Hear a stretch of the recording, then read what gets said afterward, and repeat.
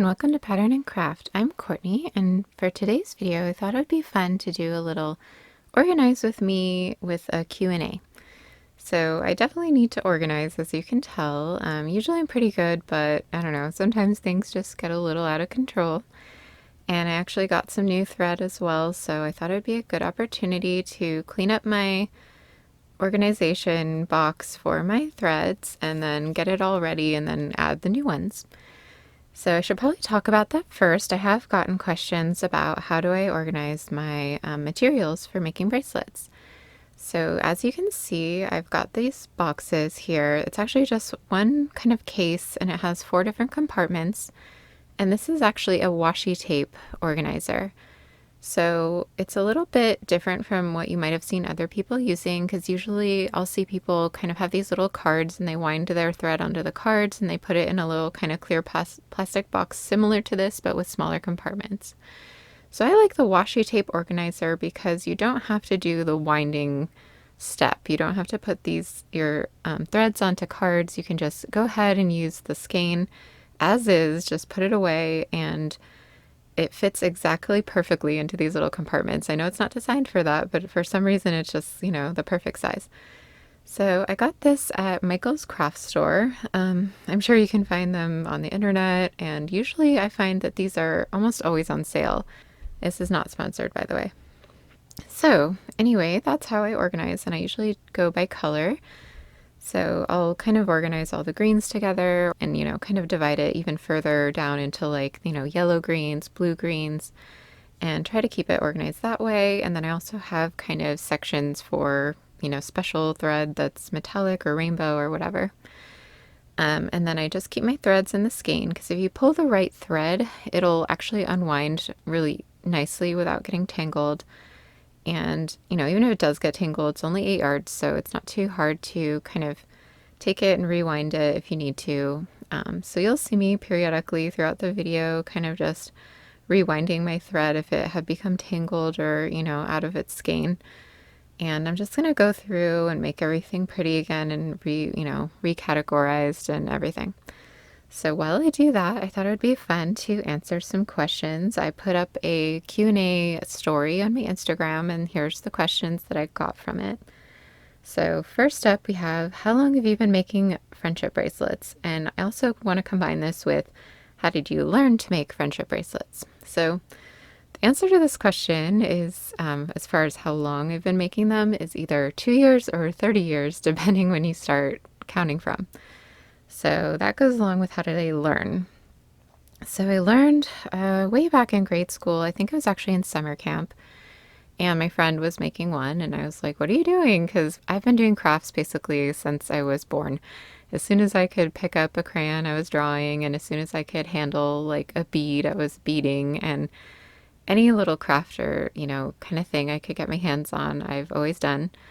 And so I think we were doing like lanyards and stuff in like our art class for summer camp, but my friend had brought her own string and was doing friendship bracelets just kind of on the break.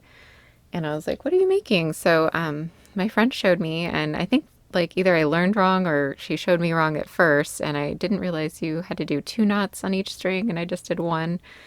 And it made this crazy like spiraled bracelet, but I actually really liked the technique, and then I relearned how to do it correctly, and then I was hooked basically from there on. And I only learned kind of out of my head. So at first I thought you could only make the candy stripe because that's what I learned first, and then I eventually learned that you could do the chevron by doing the candy stripe in 2 directions and like join it in the middle.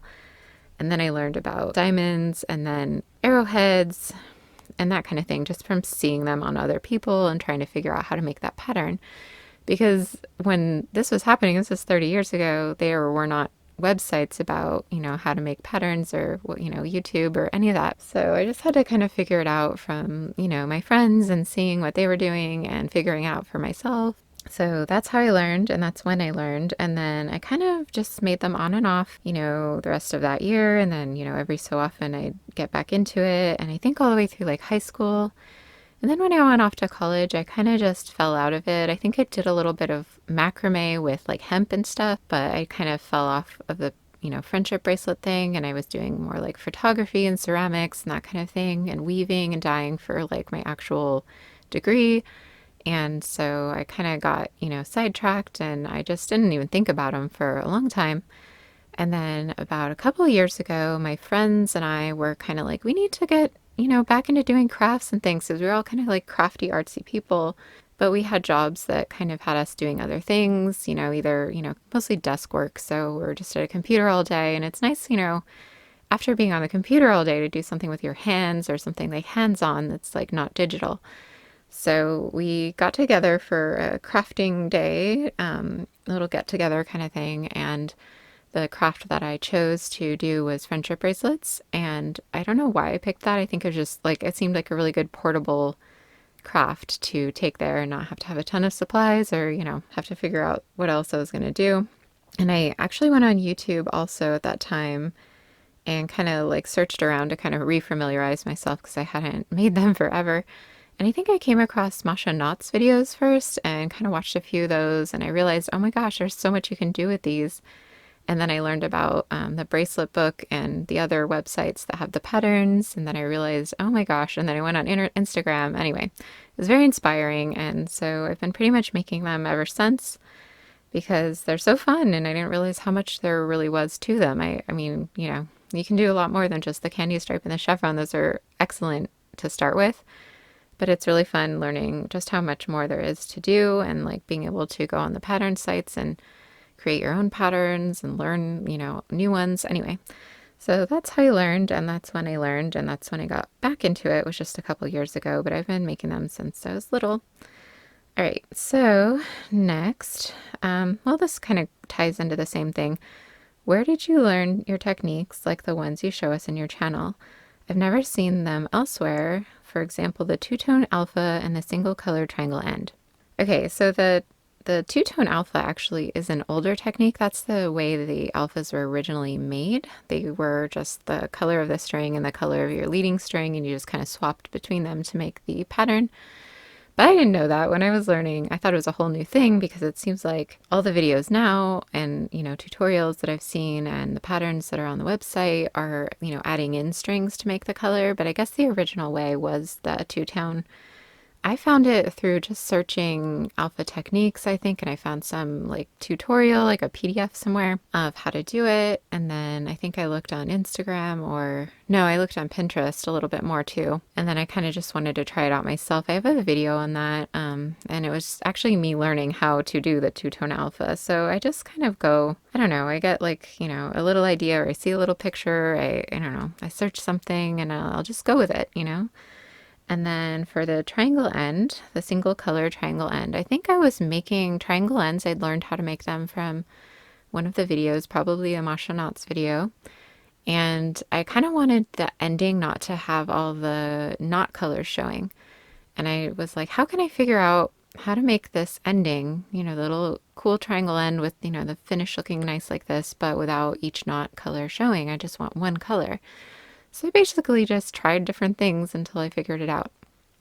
So I think it's really good to kind of try to figure stuff out, go on little adventures in Pinterest and Instagram and on YouTube. And, there's a lot out there. And if you don't see what you're trying to find, just keep trying yourself, just get some scrap string and I don't know, just keep trying like different things, and you'll figure it out yourself, or you'll find something online. There's lots out there. I was completely surprised how many things there are to learn. So next, what are your best tips and tricks to improve our bracelets? So this would be, my top tip is practice. Practice. Just don't worry about it. Just keep going, and you'll get better over time. But if you want your bracelets to improve more quickly, definitely watch videos, watch tutorials, see what other people do, ask questions in the forum on Bracelet Book. And also one thing I want to talk about is the knotting. So the bracelet knot, it's very permanent. So once you make that knot and you can see how it looks, that's how it's going to look. So my other tip, besides just practicing and getting better over time, which is naturally going to come, is if you see a mistake, if you see that you knotted something and the knot came out the wrong color, or if it's too loose or too tight, or something's a little bit wonky, don't be afraid to undo it and redo it. So, because it's going to be there, it's not, going to get better with the next row and the next row like that. Once you see that something's a little off, it's going to be there. So I would get like a safety pin or a little like a darning needle or something like pokey. Use that to undo the knot and remake it whenever you see mistakes. So it's okay to make mistakes. It's totally normal. I make them all the time still. It's just that I fix them as soon as I see them. And when you do that, you kind of learn from your mistake too. Like if you make a knot wrong and then you undo it and then you try to make it better, you'll get better at making them more quickly, Suggestions on how to best take a photo for your bracelet, background, placement, etc. So I find that taking photos is, a skill, and you can get better at it over time as well.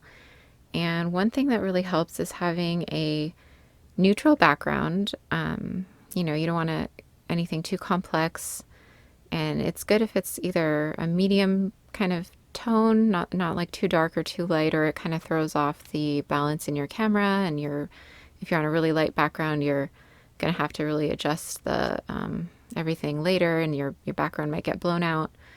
Anyway, so try to like get a medium to light color background, nothing too busy, and then have your bracelet kind of nicely placed, central, like placed nicely, arranged nicely. Maybe have something to prop it up, but something kind of neutral that's not going to clash with your bracelet or like take away the interest from it. And then you take a really nice photo in really good lighting. So I find natural light is the best, sunlight. And I actually take my pictures in the shade or on a cloudy day so that it's not direct light. Sometimes I will use direct sunlight if I want that look, but it's a lot more harsh, kind of sharp shadows.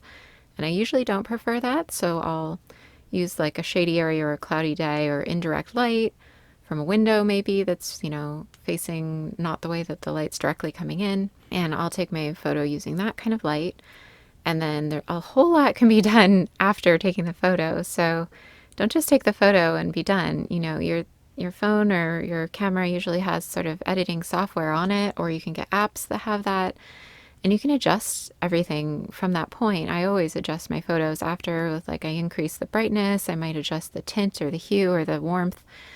I'll do all kinds of things in I guess it's called post-production, basically to make the photo look even better. So don't be afraid to, do that. And also crop. Make sure if there's something weird in the background or too much background, just crop your photo to a nice layout. What is your knotting setup when you are not making videos? So for videos, I knot on the board, as you've seen in my other videos, but for when I'm just kind of making bracelets for myself, I knot kind of reclined on the couch and I pin it to my knee or a pillow, usually my knee. So I sit kind of cross-legged with one leg up, and I actually I pin or tape, usually I tape my strings to my leg, and I just go from there, and it's the most comfortable for me. I don't know. I feel like you have to be comfortable. Whatever you do, just be comfortable. What is the benefit of starting the bracelet in the middle versus starting a bracelet at one end? So I'm going to do a video completely just on this one topic, so maybe you'll want to watch that for a more in-depth. But basically, a lot of people have noticed that I'll start my bracelets in the middle, and they kind of ask me, what are you doing? Why would you do that? So when I start in the middle of a bracelet, you can only do it if you're not planning to do a loop. You can only start at one end or the other if you're doing a loop, right? You have to start right after the loop. But if you're not making a loop and you're doing ties on both ends, you can start your bracelet anywhere. And I like starting in the middle because then your string isn't so long, because your string, you have half going one way and half going the other way. So it's not so long at the beginning when they're getting tangled. And I don't know, I always find it's harder when the strings are really long. So why not start in the middle so they're half as long as they, could be. And then the other thing is so that you can have your motif kind of in the center. If you have a specific motif that you want centered on your bracelet, you can start right in the middle of that motif and go either way. The only downside, like I said, you can't use a loop for this technique. And the other thing is that sometimes it's a little hard to get the tension right when you're starting. And then you might kind of get a funky bump in the middle of your bracelet. So you have to be pretty good at doing that. Okay, on to the next question. How about an easy one? How long do you make your bracelets? So basically I make my bracelets the length of however big the wrist is for the person that it's going to go on. and most of my bracelets are for me, so I make my bracelets between 5.5 and 6 inches, usually around 5.75 inches, because that's how big my wrist is, and I like them to be pretty snug to fit just about exactly my wrist size. All right, what type of string do you use and why? So I mostly use DMC embroidery floss, not the new one that they came out with. They have like a craft thread or something they just started that's supposed to be specifically for making bracelets, but I actually use their embroidery floss because it's really good quality.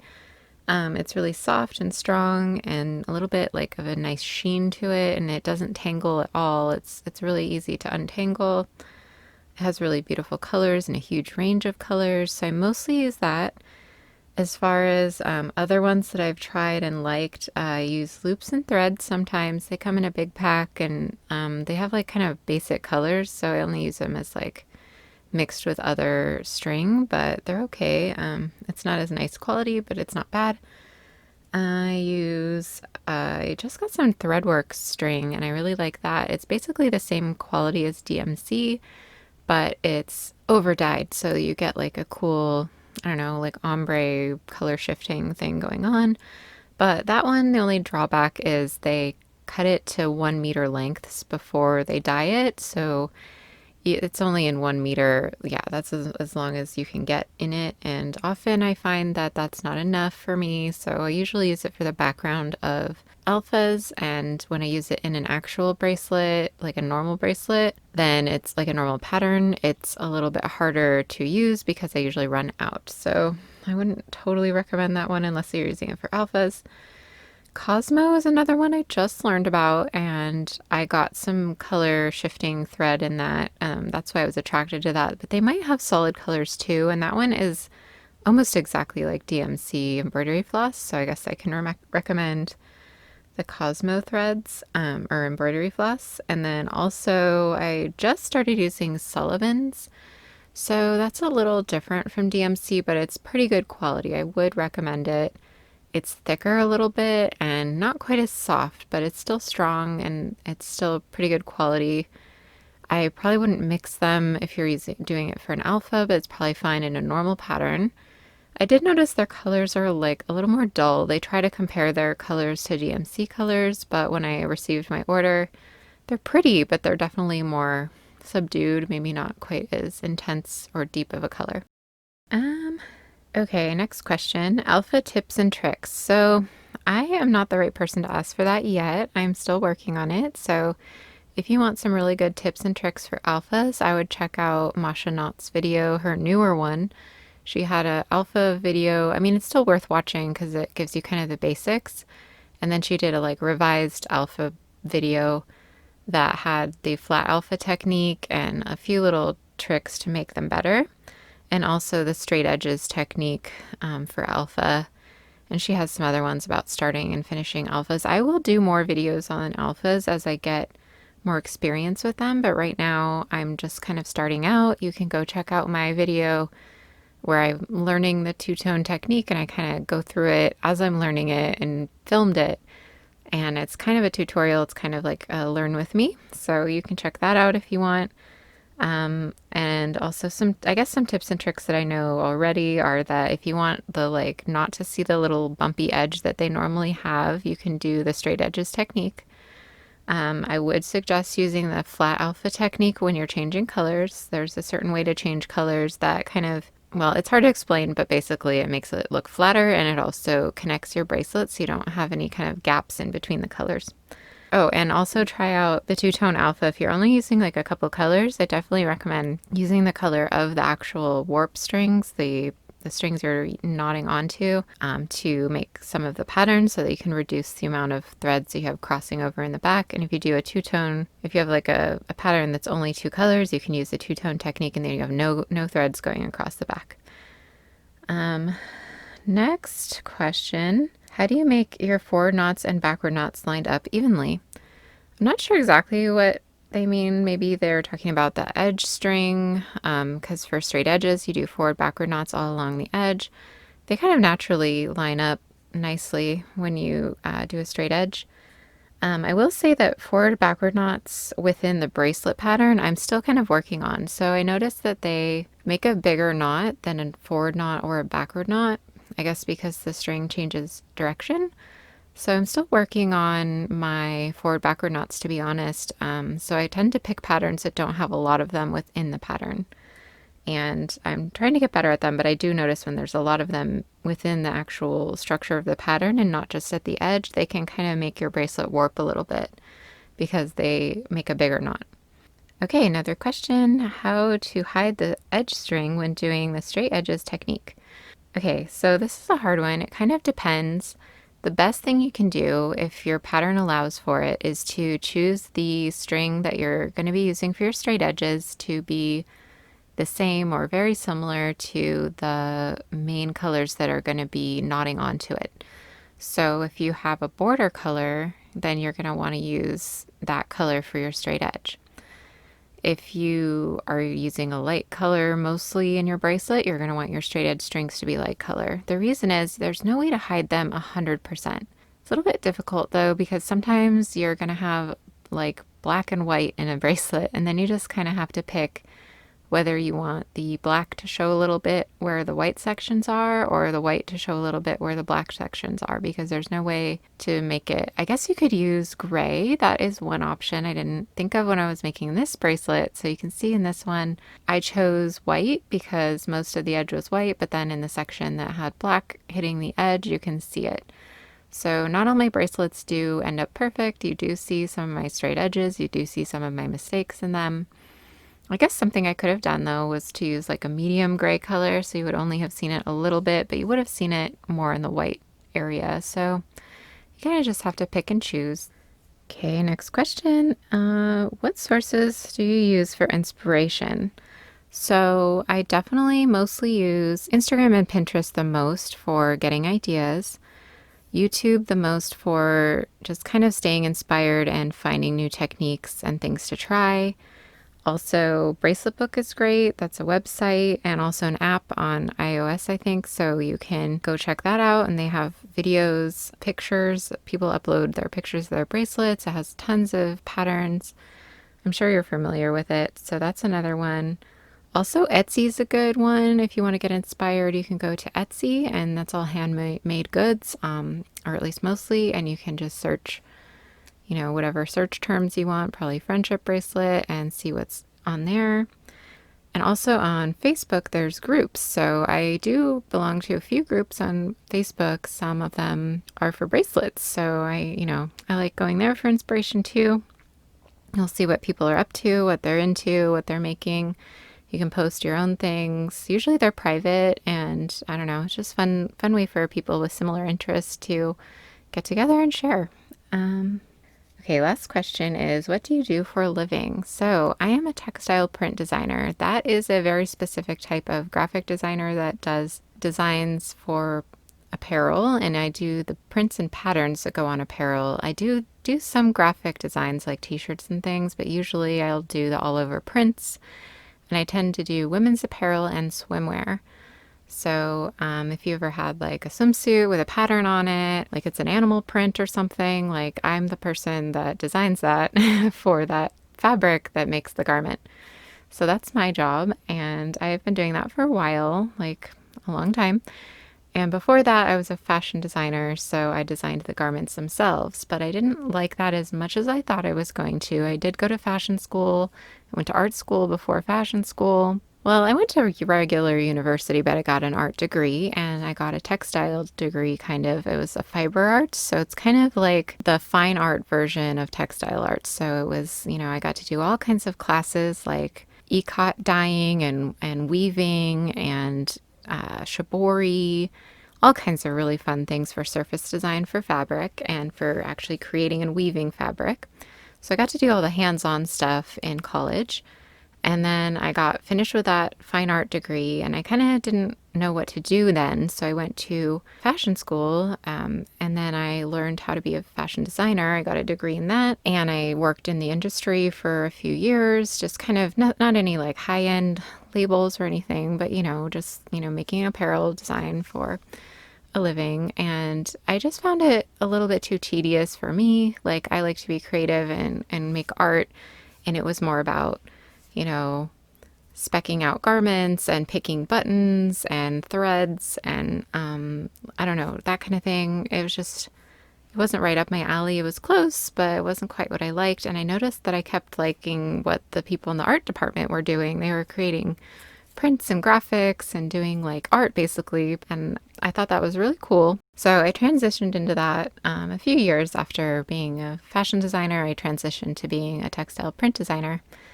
And I loved it. So I've been doing that ever since. And I usually work for companies. So I don't show a lot of it on Instagram because it's all, their own intellectual property. So I can't show what I'm working on because it's either not out in the market yet or, it's like a print that hasn't been sold yet, that kind of thing. So I usually can't show it, but I do show stuff sometimes once it's on a garment and it's out in the world and it's being sold, then I can show it. So I do try to post that stuff to my Instagram. I like for my Instagram to be all of the things I do creatively. So that will include my design work, but I just don't show it as much, just like I said, because it's my client's intellectual property. So I can't show it until the whole world can see it in the store.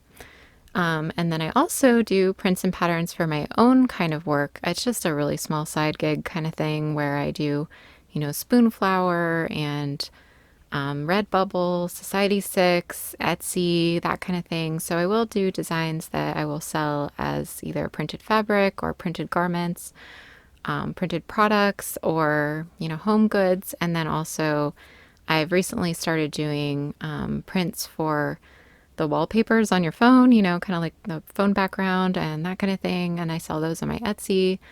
So yeah, that's what I do for a living. Mainly working in the apparel industry, designing prints and patterns. All right, so that's the end of the questions that I had for today. I'll be doing more of these in the future. Probably will be doing a Not With Me next time now that I'm all organized. So maybe I'll do something like that. It's easier when I do a specific question prompt in my stories. So be sure to follow me on Instagram. So that's probably where I'll get the questions for the next one. Whenever I'm planning to do another Q&A video, I'll post a story with the prompt for questions. But feel free to DM me or message me anytime you do have other questions. In the meantime, I'm always happy to help and answer those. If you like the video, please subscribe. Please like it. If you could share it, that would be amazing. And thanks so much for watching. Happy crafting!